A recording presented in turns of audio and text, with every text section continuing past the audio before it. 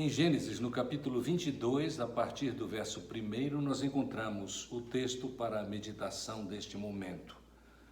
Depois dessas coisas, sucedeu que Deus provou Abraão, dizendo-lhe: Abraão, e ele respondeu: estou aqui.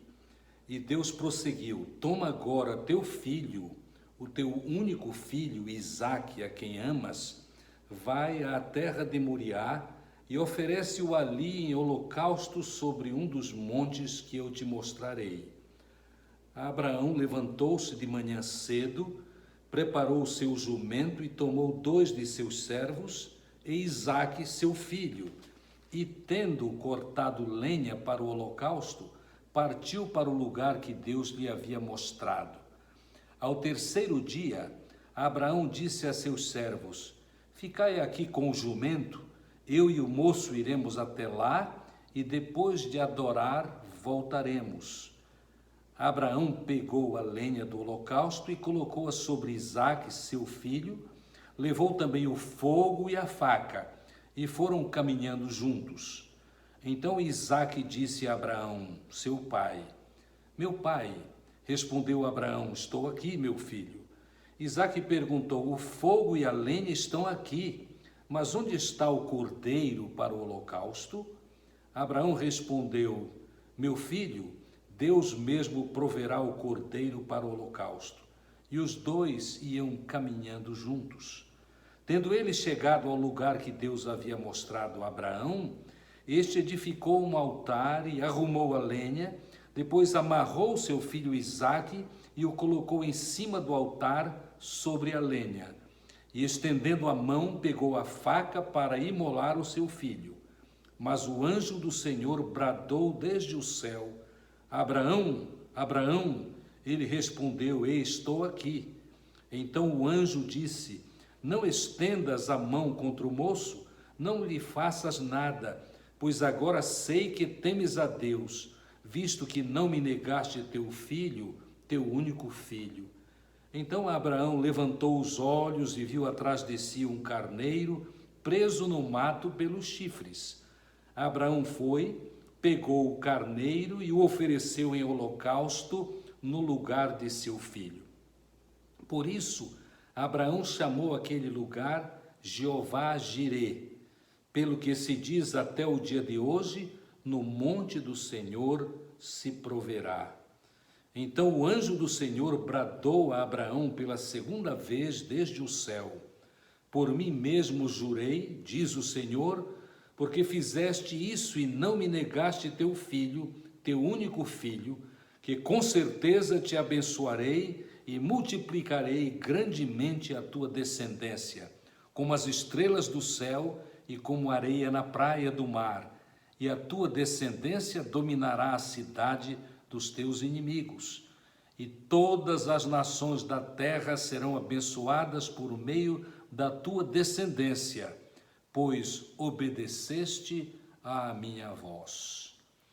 O texto apresenta a grande prova de fé do patriarca Abraão e também a provisão de Deus no livramento de Isaque da morte.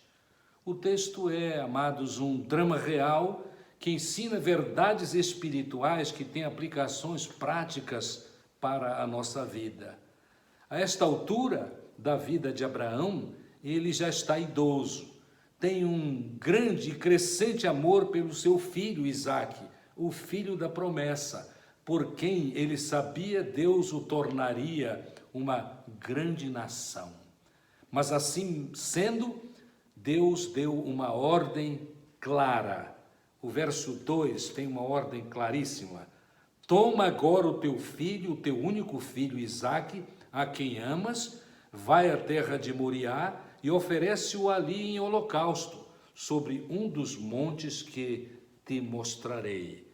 Esta palavra clara deve ter trazido alguma dificuldade imediata para Abraão, para que administrasse este conhecimento da vontade de Deus.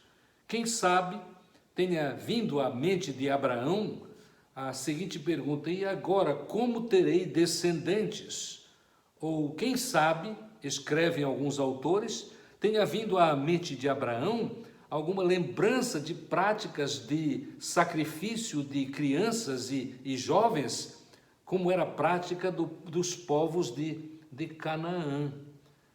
É interessante nós reconhecermos que Abraão já havia passado por outras experiências com Deus, que foram muito exigentes. Domingo passado nós pensamos a respeito da palavra de Deus para Abraão, quando ele disse: sai da tua terra e da tua parentela e vai para a terra que te mostrarei. Também nós podemos lembrar experiências quando, por exemplo, Abraão foi para um outro lugar, foi para o Egito por causa de fome. Nós também sabemos que Abraão passou por experiências bastante significativas quando à espera do seu filho, o filho da promessa. Tanto é que ele próprio, caindo em fraqueza de fé, ele e sua esposa Sara planejaram algo diferente para que assim Abraão tivesse descendência. Contudo, o plano de Deus era que a descendência de Abraão fosse por meio do seu próprio filho, o filho da promessa, o seu filho que ele teria com Sara, a sua esposa. Sem dúvida, esta ordem de Deus para que ele oferecesse Isaque como sacrifício foi um grande desafio.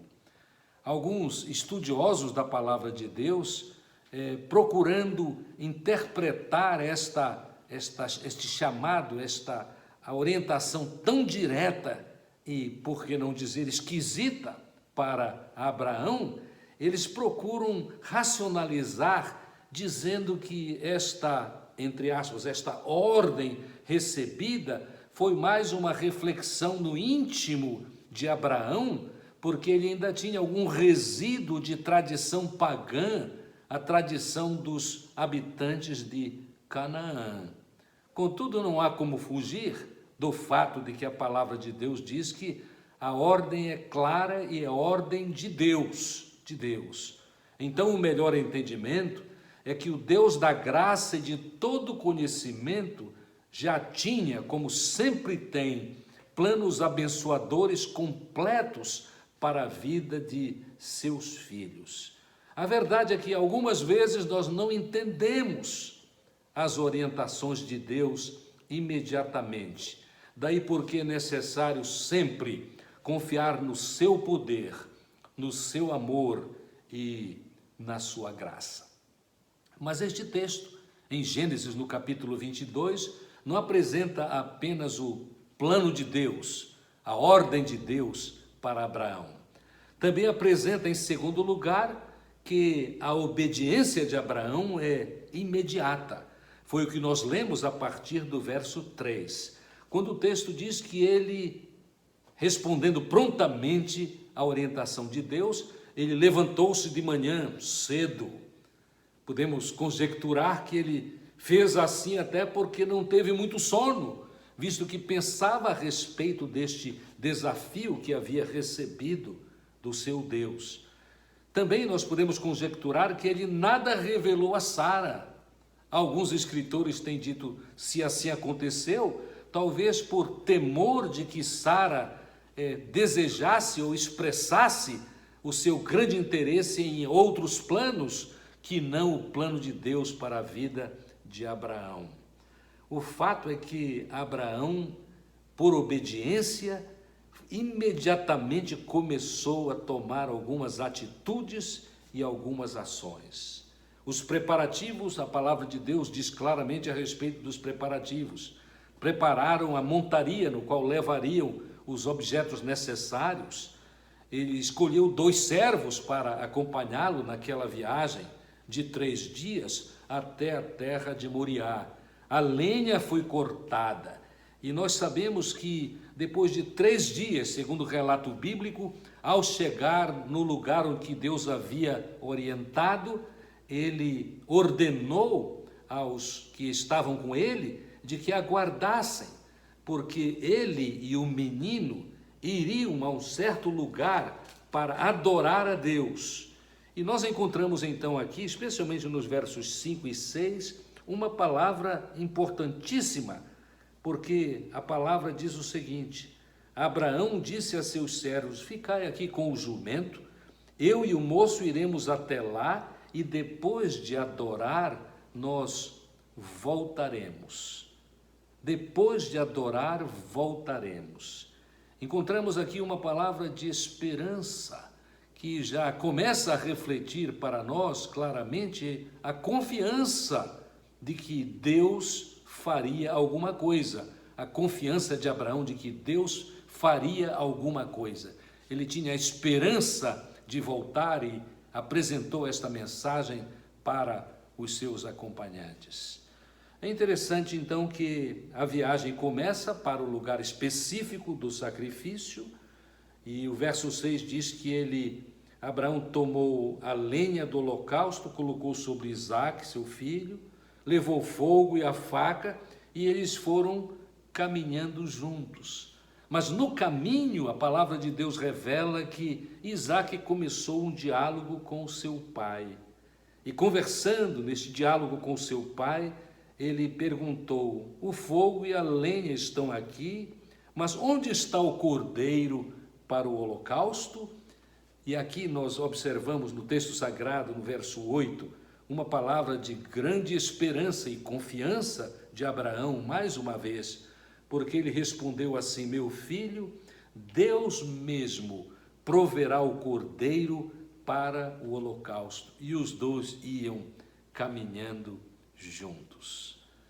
E depois de caminharem um pouco, tendo aprontado o altar, tendo colocado a lenha no lugar em que ela devia estar, e tendo Abraão colocado Isaque amarrado em cima do altar, eis que quando Abraão está para cumprir o que havia entendido ser o plano de Deus, a ordem de Deus para aquele momento, ele é sustado por Deus, por meio do mensageiro de Deus que disse: não estendas a tua mão contra o moço, não lhe faças nada, porque agora sei que temes a Deus, visto que não me negaste teu filho, teu único filho.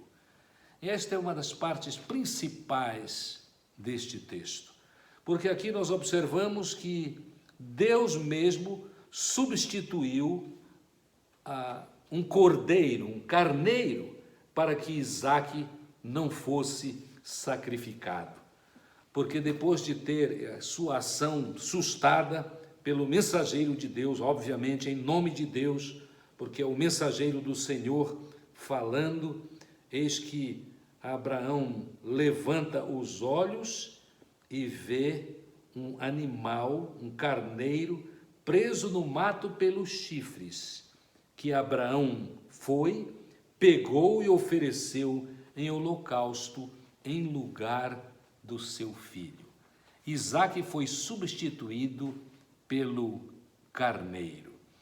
Neste carneiro e em toda a história de Abraão, nós temos claramente o que nós podemos reconhecer como a história da salvação, visto que no tempo exato, segundo a continuidade da revelação de Deus na sua palavra, Deus revelaria o seu Filho como o Salvador dos pecadores. Mais tarde, é muito interessante nós observarmos, mais tarde nós teríamos referências bíblicas específicas, tornando claro que Deus salvaria o pecador pelo sacrifício de seu Filho, o Messias prometido, o Senhor Jesus. Então, o que nós aprendemos deste texto é o drama de Abraão que aponta para o sacrifício de Jesus Cristo. Alguns têm perguntado nas suas análises deste texto: e por que Deus não permitiu que Isaque fosse sacrificado? E nós podemos dar algumas respostas para este questionamento. A primeira resposta que podemos dar é que a intenção de Deus era provar a fé de Abraão.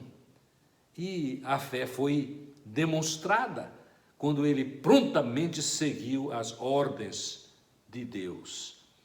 A verdadeira fé sempre se manifesta em obras. Na carta de Tiago, no capítulo 2, versos 22, nós temos uma afirmação muito especial a respeito deste assunto, porque nós lemos assim: vês que a fé cooperou com as obras, e pelas obras Abraão foi aperfeiçoado. E assim se cumpriu a escritura que diz: Abraão creu em Deus, e isso lhe foi atribuído como justiça, e ele foi chamado amigo de Deus. Mas há uma segunda razão porque nós podemos dar para o fato de que Isaque não foi permitido que ele fosse sacrificado. Esta segunda razão é que o sacrifício de Isaque não poderia cumprir o plano perfeito de Deus, mais tarde revelado completamente, de que ele próprio, Deus, enviaria o seu próprio Filho, Jesus Cristo, sem pecado, para tirar o pecado do mundo. Naturalmente que Abraão não conhecia a Bíblia como nós conhecemos, mas na profecia de Isaías, nós temos algumas expressões muito especiais a respeito de Jesus Cristo, o mediador entre Deus e os homens, Jesus Cristo, o Salvador dos pecadores. E um dos textos mais preciosos que nós temos é o de Isaías, no capítulo 53, versos 4 e 5, o texto que diz: verdadeiramente ele tomou sobre si, é substituição isto, ele tomou sobre si as nossas enfermidades e levou sobre si as nossas dores, e nós o consideramos aflito, ferido de Deus e oprimido. Mas ele foi ferido por causa das nossas transgressões e esmagado por causa das nossas maldades. O castigo que nos traz a paz estava sobre ele, e por seus ferimentos fomos sarados. É tão importante reconhecermos esta verdade.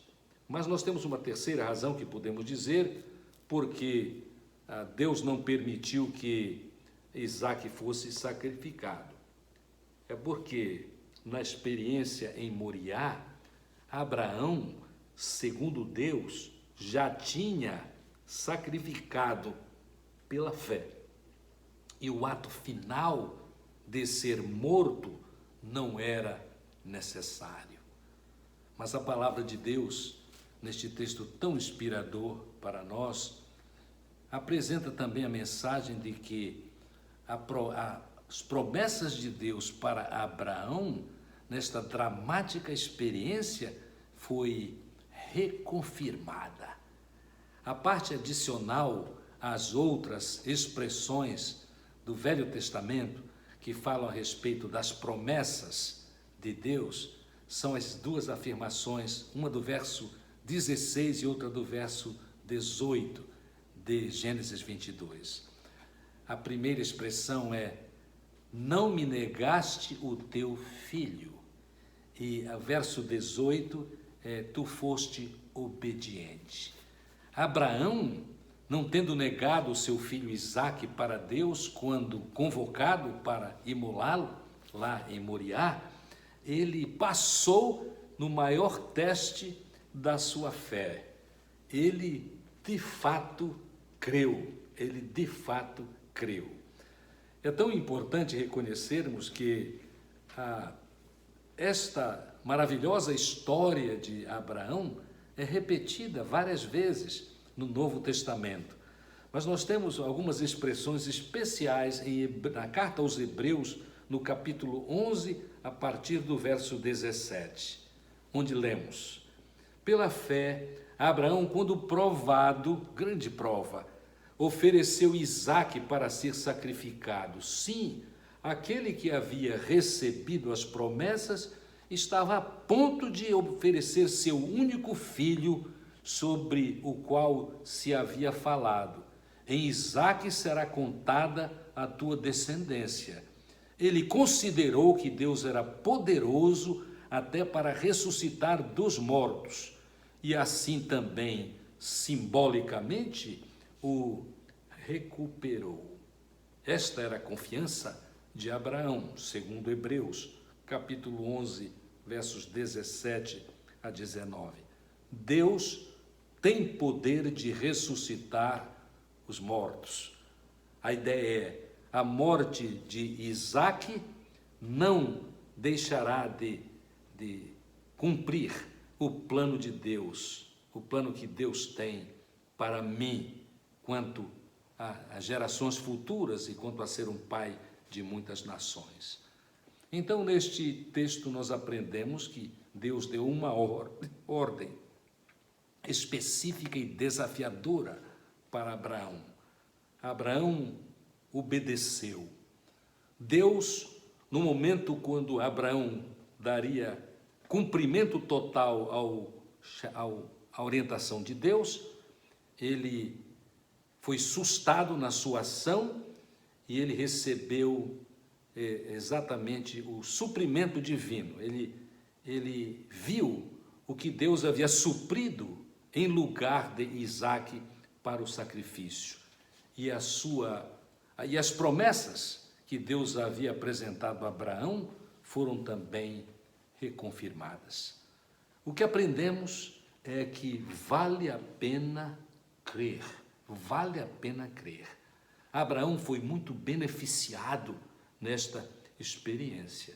Uma coisa que Abraão com certeza experimentou no meio desta experiência foi que ele finalmente, aparentemente, resolveu a questão de lealdade suprema a Deus. Lealdade suprema a Deus. Também, outro benefício na vida, nesta experiência de Abraão, é que a sua obediência, a obediência pronta de Abraão, resultou em uma maior aproximação e melhor entendimento de Deus, na sua graça, na capacidade e o interesse que Deus tem de providenciar soluções, as soluções dele próprio, do Senhor Deus, na sua vida, como ele faz também na nossa. E não há qualquer dúvida, um outro benefício na vida de Abraão foi que, por meio desta experiência de fé e confiança em Deus, ele foi preparado para outras provações na sua vida, que chegariam logo mais. Quando nós lemos no capítulo 23 de Gênesis, nós aprendemos sobre a morte de Sara, o que deve ter sido uma experiência, como sempre é. A morte de uma esposa ou de um esposo é sempre uma experiência muito dramática, mas com a confiança experimentada, confiança em Deus já experimentada, foi muito mais fácil vencer esta nova provação. Nesta história nós aprendemos também, amados, princípios muito essenciais para a nossa vida neste mundo. Aprendemos, mais uma vez, que a fé verdadeira é a fé provada nas lutas da vida. A fé provada nas lutas da vida. Quais têm sido as nossas lutas? Com certeza, ao pensarmos nas nossas lutas, se já confiando em Deus, quando por elas passamos, nós sabemos que nós crescemos e ficamos prontos para outros desafios, às vezes maiores, que chegaram ou que ainda vão chegar.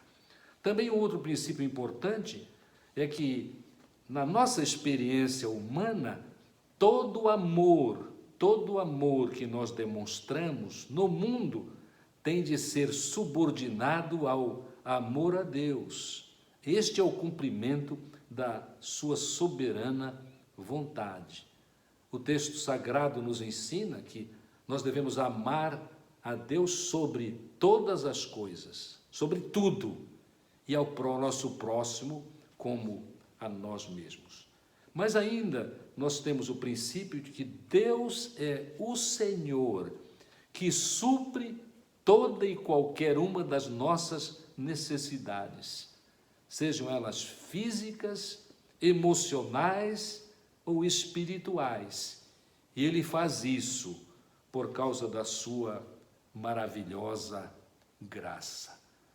A nossa oração sincera deve ser de que Deus aumente a nossa fé, aumente a nossa confiança nele, para que estejamos prontos para, de forma decidida, obedecer às ordens do Senhor, mas para também proclamar estas mesmas verdades para aqueles que, não conhecendo Deus, como nós já conhecemos na pessoa de Jesus Cristo, que, aliás, João Batista, logo no início do seu ministério, apresentou numa linguagem muito especial e que podemos relacionar com muita sabedoria ao texto que fala sobre o sacrifício daquele cordeiro. Lembremos que João Batista disse assim: eis aí o Cordeiro de Deus que tira o pecado do mundo. Isto deve nos levar a confirmar o fato de que Jesus Cristo nos substitui e toma o nosso lugar na cruz, para que nós possamos experimentar de maneira completa e eterna a graça de Deus nele próprio, no Senhor Jesus Cristo. Que Deus nos abençoe e nos ajude nas nossas meditações para que cresçamos em fé e confiança em Deus.